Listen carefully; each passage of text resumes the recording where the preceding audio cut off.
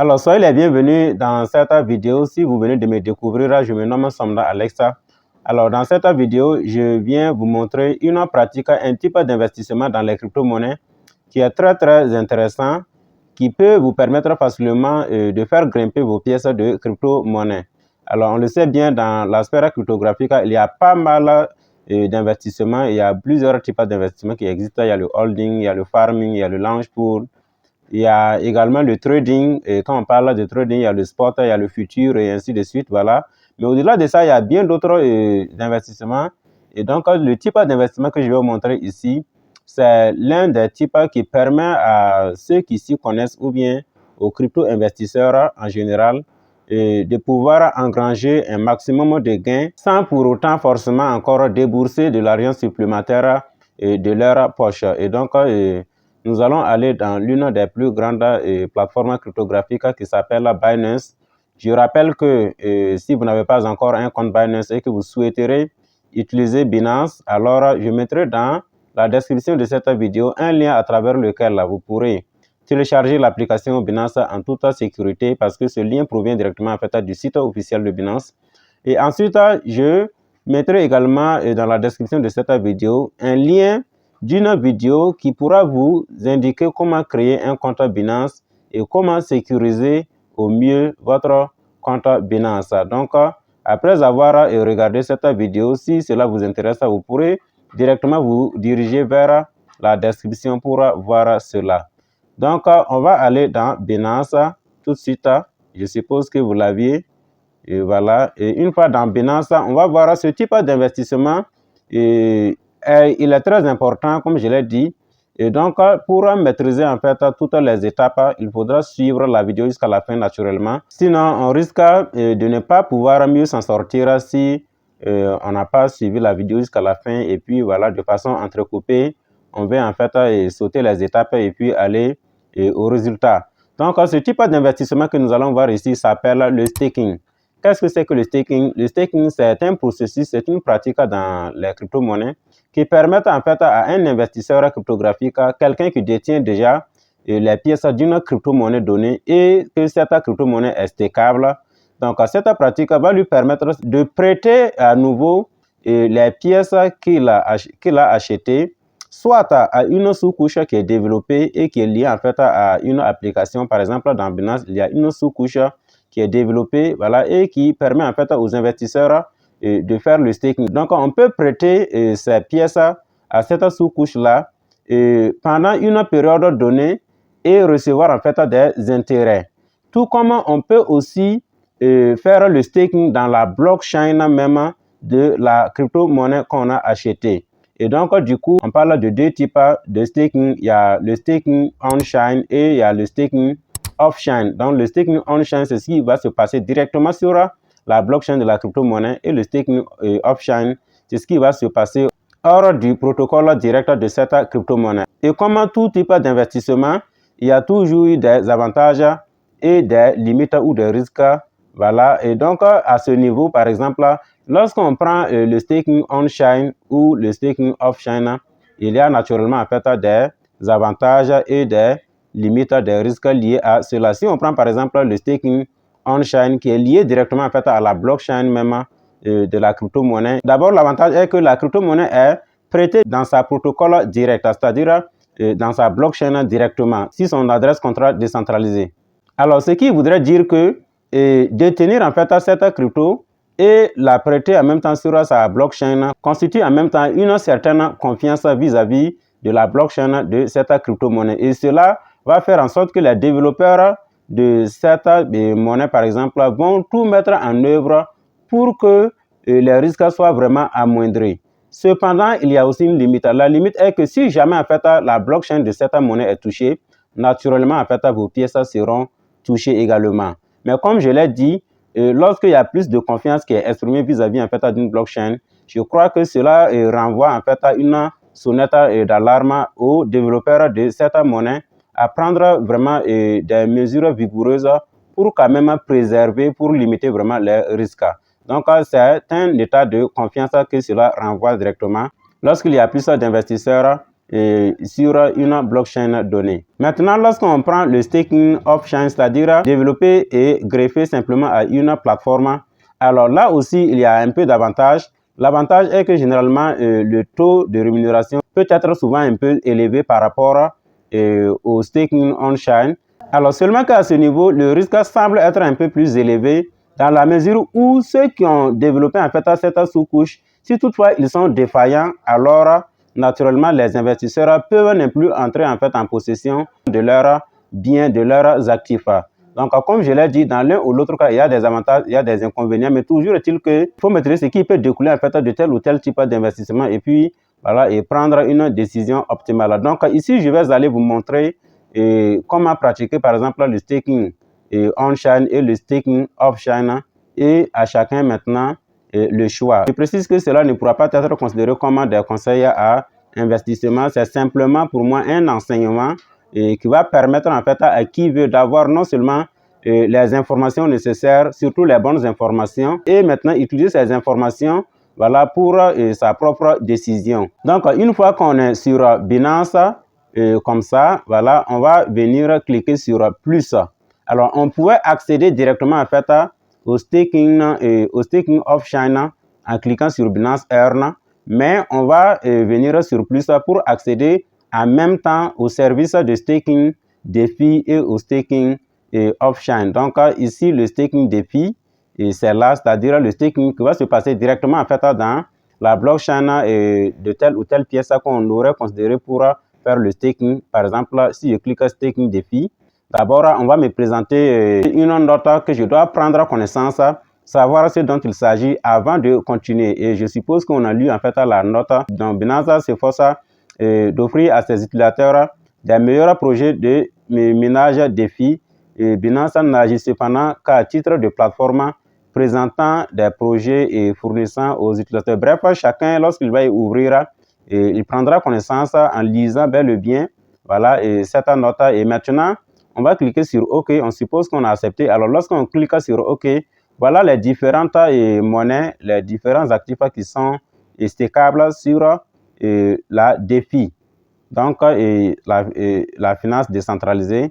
Donc, ici, on a BTC 0,64%. Alors, je rappelle que ce taux est un taux annualisé. Alors, il faut noter que le staking DeFi est un staking flexible. Là aussi, on pourrait en fait dégager et pourquoi pas des types de staking à ce niveau. Parce que quand on parle de staking flexible, cela voudrait dire simplement que quand on prête en fait ces pièces de crypto, on peut les retirer à n'importe quel moment avec l'intérêt qui est déjà généré. Donc, c'est-à-dire que si, par exemple, moi, j'ai stacké aujourd'hui et qu'au bout d'une semaine, je veux en fait déstaker mes monnaies, si toutefois, il y a eu des intérêts qui sont générés dessus, j'aurai en même temps en fait et mon capital et les intérêts. Maintenant, il y a aussi l'autre type qu'on appelle le staking fixe. Là, c'est en fonction, par exemple, d'un certain nombre de jours. Ça peut être une semaine, et ça peut être 10 jours, 90 jours et ainsi de suite. En ce moment, si par exemple, vous avez stacké pour 10 jours comme ça, tant que les 10 jours ne sont pas arrivés et que vous voulez retirer en fait vos pièces de crypto, sachez que c'est uniquement le capital que vous aurez droit. Mais les intérêts qui ont été générés, et vous ne les aurez pas parce que tout simplement, c'est un contrat qui a été conclu. Vous avez conclu en fait le contrat que c'est pour 10 jours que vous avez mis en fait vos pièces en staking. Donc, si les 10 jours ne sont pas arrivés et vous voulez retirer, vous n'aurez pas en fait les intérêts. Mais au moins, ça, vous aurez l'intégralité du capital que vous avez émis. Donc, c'est comme ça, ça se passe. Donc, ici, au niveau de staking on-chain, c'est uniquement un type de staking flexible. Donc, si on clique par exemple ici, voilà, staker, vous voyez, et on va me renvoyer sur cette page. Voilà, c'est la crypto-monnaie Link. Donc, qu'est-ce qu'on va faire ici? On va simplement mettre le montant. D'abord, ici, on me dit que le montant minimum en fait de Link que je veux mettre en staking, c'est 1 millionième de Link, c'est-à-dire à 10 puissance à moins 6 quantité de Link. Voilà, et donc, à supposer que j'ai en fait des links, mais malheureusement, ici, je n'ai pas de link. Donc, j'aurais dû mettre simplement en fait la quantité ici. Si c'est l'intégralité que je vais mettre, je cliquerai simplement sur max. Et là, on voit que le solde même doit être affiché ici. Par exemple, là, j'ai 0 link. Est-ce que vous voyez? Et sinon, si j'avais par exemple, si je prends 100 links, voilà, et je cliquerai sur max et en ce moment, c'est les 100 links qui seront en fait mis en staking. Et donc, je continue ici, j'allais voir les différentes informations, data de souscription, ça, data de valeur et first distribution dates. Et puis, en ce moment, je viens cliquer sur ce petit carré qui sera coché en jaune comme ça, qui sera coché. Et puis, je viens confirmer. Et en ce moment, mes links ont été stakés directement en fait sur le protocole décentralisé de la crypto-monnaie Link. Donc, c'est sur l'adresse contrat directement en fait de la crypto-monnaie Link. Et en ce moment, c'est considéré, comme je l'ai dit, un peu plus sécurisé parce que le seul risque qui existe, c'est lorsque la blockchain de Link sera attaquée. Sans quoi, mes crypto-monnaies sont plus en sécurité par rapport à si elles sont en fait peut-être en staking dans une sous-couche où ce sont des gens qui sont parfaitement au contrôle. Maintenant, nous allons aller voir comment se passe en fait ce type de staking. Alors, en ce moment, on va venir au niveau de Binance Earn. Donc, on clique sur Binance Earn comme ça. Et voilà. Alors là, on a la possibilité de rester en mode débutant ou bien en mode pro. Si on clique ici, par exemple, on aura mode pro. Et en ce moment, on a plus de pièces stakables. Par contre, si on reste en mode débutant, on a moins de pièces souvent. Voilà. Donc, on va aller, par exemple, en mode pro. Et ici, l'objectif, ce n'est pas ça, mais c'est de vous montrer, en fait, voilà, comment se passe le staking simplement dans Binance. Donc, et pour voir maintenant toutes les monnaies stakables sur la sous-couche Binance Earn, on va venir simplement dans Binance Earn ici, là, et on verra voilà, la totalité. Par exemple, là, vous voyez, il y en a beaucoup, ADA, Mactica, Avaxa, Solana, Ezos, et là, et vous voyez, les taux sont un peu plus élevés. Les taux sont un peu plus élevés par rapport au staking on-chain. Voilà. Donc ici, à supposer que moi, je vais staker une monnaie qui s'appelle Shiba Inu. Donc en ce moment, cela voudrait dire que cela suppose que j'ai au préalable en fait des pièces de Shiba Inu. Donc je peux venir ici chercher. Si je me rends compte qu'en défilant ici, je ne la trouve pas facilement, je viens ici, je cherche. Donc je clique et puis je mets Shiba. Voilà, ça va apparaître. Et voilà, Shiba Inu ici. Donc, vous voyez qu'en ce moment, il y a la possibilité en fait de faire le staking flexible ou bien le staking verrouillé. Donc, le staking verrouillé, c'est ce qui va se faire en fonction d'une échéance donnée, par exemple pour 60 jours, 90 jours, 120 jours. Si je clique sur 90 jours, vous verrez que le taux va changer. Pour 60 jours, c'est 0,36%. Pour le staking flexible, c'est 0,26 et ainsi de suite. Donc, moi, je vais cliquer par exemple sur souscrire. Je clique comme ça, vous voyez. Alors, et là, j'ai flexible, 60 jours et ainsi de suite. Je peux choisir par exemple flexible, de sorte que si par exemple, après avoir fait le staking et que quelques jours après, ma monnaie prend de la valeur et que moi, je vais déstaker ma monnaie et revendre, que je puisse quand même obtenir un peu d'intérêt en fait là-dessus. Est-ce que vous voyez? Par contre, si je prends en fait un staking verrouillé, par exemple 60 jours, mais si jamais les 60 jours ne sont pas encore arrivés, alors que, par exemple, Shiba pompe en fait des valeurs, moi, je vais déstaker ma monnaie et puis venir vendre. Je vais juste avoir encore le capital. En ce moment, ça sera considéré comme si je n'ai rien fait en fait. Est-ce que vous voyez? Alors que au niveau du staking flexible, certes, l'intérêt sera très minime, mais au moins ça, j'aurai quelque chose dessus qui va ajouter en fait à mon capital et je vais vendre en fait pour récolter plus de bénéfices. Donc, je vais venir ici mettre le montant. Alors ici, on dit que le minimum que je peux staker, c'est 10 000 pièces de Shiba. Alors que moi, je dispose ici, c'est pas moi, 209 000 pièces. Donc, je peux cliquer sur Max. En ce moment, c'est l'intégralité que je décide en fait de mettre en staking.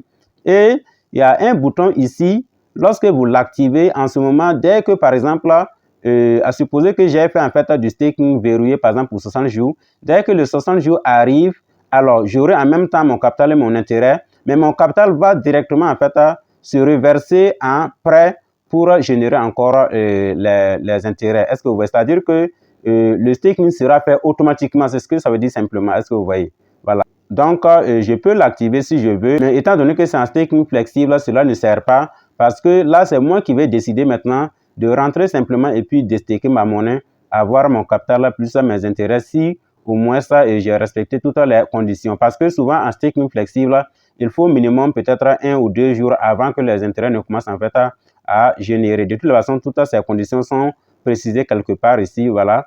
Et maintenant, je vais venir en bas ici, voilà, et cocher cette case-là, ce carré où on dit j'ai lu et accepté le contrat, voilà. Je coche comme ça.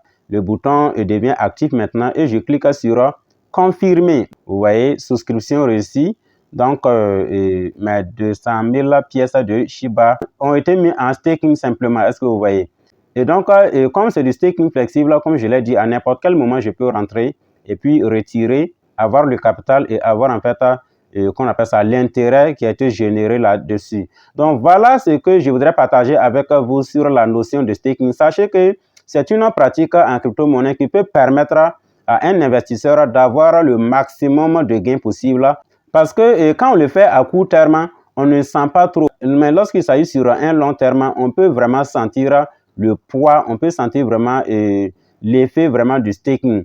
Et à supposer qu'on ait vraiment un gros capital qu'on a investi et que même si c'est 1% de taux d'intérêt annuel, vous allez vous retrouver avec un intérêt très élevé. Et si, par exemple, à la période où vous allez déstaker en fait votre monnaie peut-être a pris énormément de valeur, vous verrez que les intérêts que vous allez vendre en plus du capital vont vous permettre en tout cas d'avoir un retour sur investissement très très important.